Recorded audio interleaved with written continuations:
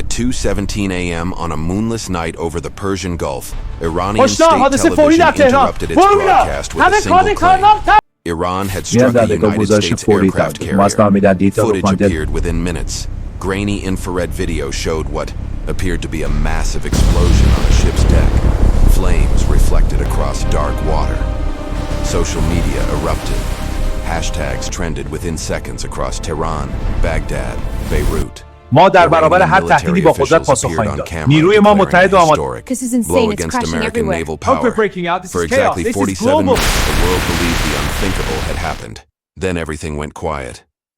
Iranian state media stopped updating. Military officials stopped appearing on screen. The footage was never shown again. And somewhere in the darkness of the Persian Gulf, a carrier strike group continued moving at 17 knots, completely unscathed. Its flight deck launching aircraft as if nothing had occurred. This should not have been possible. Not because the carrier survived, but because of what had to happen in the preceding 11 minutes for that survival to be guaranteed before a single missile ever got close. To understand why Iran believed its attack would succeed, you need to understand the mathematics that made it rational. The Persian Gulf is narrow. At the Strait of Hormuz, it compresses to just 21 nautical miles across. A Nimitz-class carrier is over 1,000 feet, long and displaces more than 100,000 tons. It does not hide. It is the largest moving object on the surface of any ocean, and in the confined waters of the Gulf, it operates within geographic constraints that fundamentally favor the attacker.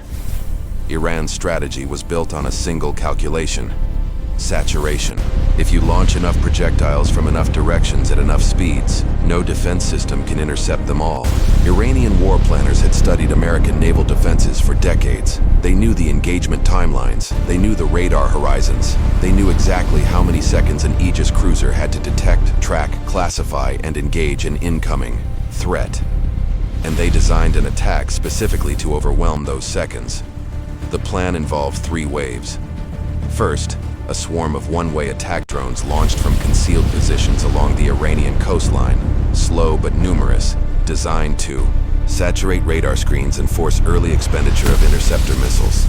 Second, a volley of anti-ship cruise missiles flying at low altitude, hugging the surface to reduce detection range. Third, and most critically, a salvo of ballistic missiles on high-arc trajectories, arriving at terminal velocities exceeding Mach 4. The timing was calculated so all 3 waves would converge on the carrier's position within a 90-second window. On paper, the numbers favored Iran. More than 40 inbound threats arriving nearly simultaneously against a defense system that had never been tested at this scale in actual combat. The physics seemed clear. The geometry seemed inescapable. The conclusion seemed inevitable. But the attack was not evaluated by Iranian war planners alone. It was being evaluated in real time by a system that does not experience panic, does not suffer from fog of war, and does not make emotional decisions. It is called the Aegis combat system, and it had been tracking Iranian launch preparations for hours before the first weapon left the ground. The Aegis system is not a single radar or a single computer.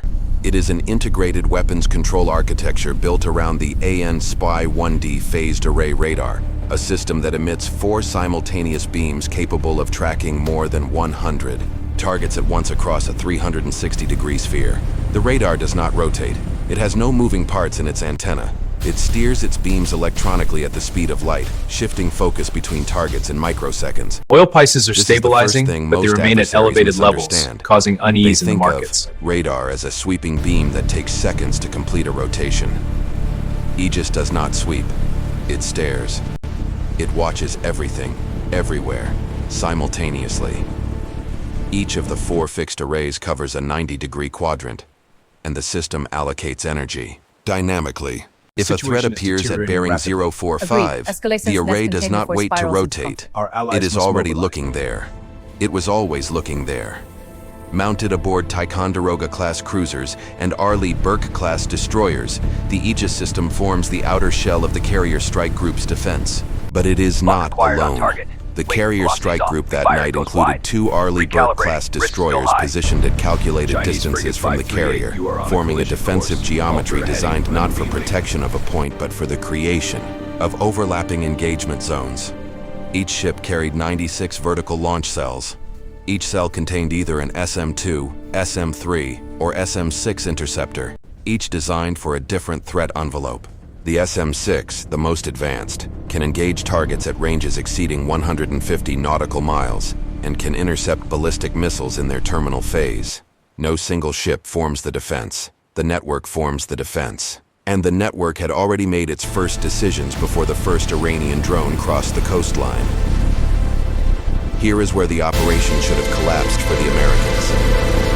Iran's attack was not stupid. It was engineered. Torque sequence complete on the nose gear. The drone swarm Moving came. to the wing pylon. First, check hydraulics exactly next. as planned. Contact bearing 23 270, Shahed range series 150 one-way nautical attack miles. Roger, drones monitor launched speed from heading. at least Copy, 4 velocity separate steady at locations 600 along knots. the Iranian coast, each flying at approximately 100 knots at altitudes below 500 feet. Their purpose was never to hit the carrier. Their purpose was to create noise. Dozens of slow-moving radar returns flooding the screens, each one requiring classification, each one demanding a decision. Multiple contacts. This is the Sector fundamental 4. tension in missile Lock the prepare defense. intercept. Every interceptor fired at a drone is one fewer interceptor available for the cruise missile behind it. And each SM-2 costs over $2 million. Each drone costs less than $50,000. The exchange ratio favors the attacker by a factor of 40 to 1. If the defense commits interceptors to the drones, it depletes its magazine. If it ignores the drones, one of them might carry a warhead large enough to damage a radar array or a flight deck elevator. This is the dilemma Iran was counting on, and for 17 seconds, it appeared to be working. But the system did something no human operator would have done under pressure. It waited. The Aegis network classified all 23 drones within 4 seconds of detection, assigned them a threat priority of tertiary, and allocated them not to the SM-2 interceptors, but to a completely different layer of the defense. It handed them to the electronic warfare suite. The full sequence of what happened next took 11 minutes and 14 seconds. It began not with a missile launch, but with a signal. The ANSLQ-32 electronic warfare system aboard the lead destroyer detected the guidance emissions of the incoming cruise missiles at a range of 87 nautical miles. These were Chinese-derived C-802 variants, flying at Mach 0.9, 15 meters above the waterline, using active radar seekers for terminal guidance. The SLQ-32 did not jam them immediately. Instead, it recorded their seeker frequencies, pulse repetition intervals, and scan patterns. This data was transmitted via Link 16 to every ship in the strike group in under 1 second. The Aegis network now knew exactly what the missiles were looking for. At 71 nautical miles, the first SM-6 launched from the forward destroyer. It climbed on a near-vertical trajectory, accelerated past Mach 3.5, and then pitched over, diving toward the lead cruise missile from above. The SM-6 does not chase its target from behind.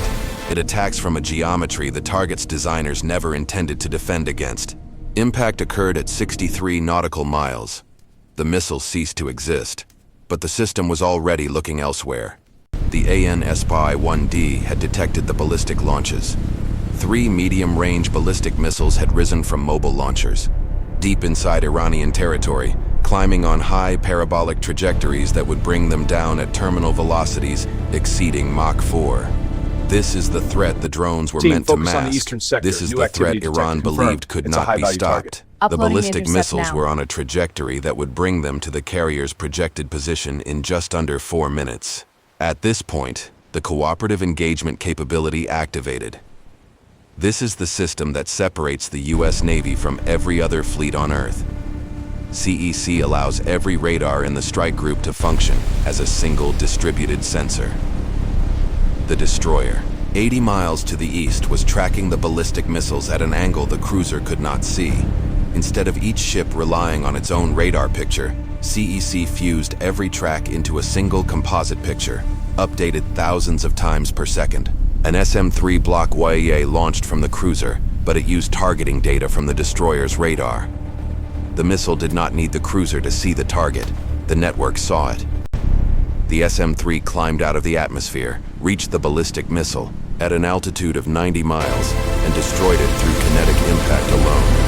No warhead, just velocity meeting velocity. The energy of the collision was equivalent to a 10-ton truck hitting a wall at 600 miles per hour. The remaining cruise missiles, now 6 in number, crossed the 40 nautical mile threshold. Here, the defense handed them to the SM-2 block, the A interceptors.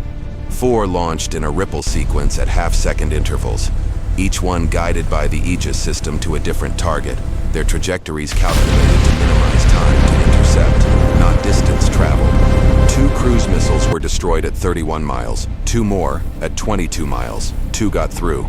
The defense did not panic. At 12 nautical miles, the Nulka active decoy launched from the cruiser's deck. Nulka is a rocket-propelled hovering decoy that mimics the radar signature of a warship. It flew outward from the ship, broadcasting a signal that, to the missile's seeker, looked more like a carrier than the carrier itself. 1 cruise missile turned toward the decoy and struck empty ocean. The last missile continued inbound. At 2 nautical miles, the phalanx CIWS engaged. The Block 1B variant tracks the incoming missile with a Ku-band radar and fires tungsten penetrator rounds at a rate of 4,500 rounds per minute. The engagement lasted 1.6 seconds. The missile disintegrated 400 meters from the hull. Debris scattered across the water. None struck the ship. Contacts are spiking. The drones were across all handled sectors. separately and I'm seeing it. simultaneously. Prioritizing the red threats now. The One's breaking SLQ-32 pattern. Get a electronic lock. warfare system broadcast deceptive signals on the frequencies the drones used for GPS navigation. 14 of the 23 drones deviated from their flight paths, flying in circles or heading away from the strike group entirely.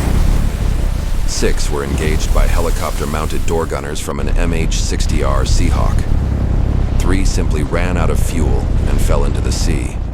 Not a single drone reached the outer screen of the strike group.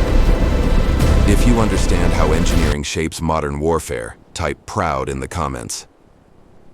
The entire engagement, from the detection of the first drone to the destruction of the last cruise missile, lasted 11 minutes and 14 seconds. In that time, the strike group expended 17 interceptor missiles, 1 Nulka decoy, and approximately 1,200 rounds of CIWS ammunition. 43 inbound threats were neutralized. 0 reached the carrier. The flight deck never stopped operations. Aircraft continued to launch and recover throughout the engagement. The ship's navigation track showed no evasive maneuvering beyond a standard pre-planned course adjustment of 12 degrees, executed not out of necessity, but out of doctrinal procedure. Iran's state media went silent because the evidence was undeniable. The satellite imagery showed a carrier strike group intact and operational. The infrared footage they had broadcast was later analyzed and found to show the detonation of their own cruise missile, striking the Nulka decoy, a flare in the darkness over empty water, mistaken for a hit on a flight deck that was never in danger. The attack had been designed to succeed. The mathematics of saturation said it should have worked. More projectiles than interceptors, more directions than radars could cover, more speed than human reactions could match. But the defense was never designed around human reactions. It was designed around a network that processes data at the speed of light, makes decisions in microseconds, and executes without hesitation, doubt, or fatigue. The system did not outfight the attack, it outcalculated it. There is a lesson embedded in those 11 minutes that extends far beyond the Persian Gulf. Every generation of warfare produces a moment where the old logic collapses, where the assumption that more weapons means more lethality meets the reality that integrated systems redefine what lethality means. Iran's attack was not irrational. It was built on a doctrine that has worked throughout history. Mass concentrated against a single point should overwhelm. All units, but it was built mobile, against an adversary that had spent 40 years and hundreds of billions of dollars engineering a network specifically designed to make that doctrine obsolete. The drones did not overwhelm the radar. They were classified and dismissed by algorithms that do not experience cognitive load. The cruise missiles did not saturate the interceptors. They were engaged in a sequence calculated to optimize magazine depth. The ballistic missiles did not arrive undetected. They were tracked from launch and killed outside the atmosphere. Each layer of the attack was defeated not by a weapon, but by a system, and each system was connected to every other system through a data architecture that turns a collection of ships into a single entity. What went quiet that night was not just Iranian media. It was an entire doctrine. The silence was the sound of mathematics defeating mass, of engineering defeating escalation, of a network absorbing chaos and returning order. Check The the radar carrier logs. did not survive Something's because off. it was powerful. Confirmed. Unidentified It survived contact to because it was Zap. connected. Post-incident signature. And in modern warfare, connection is the only power that matters.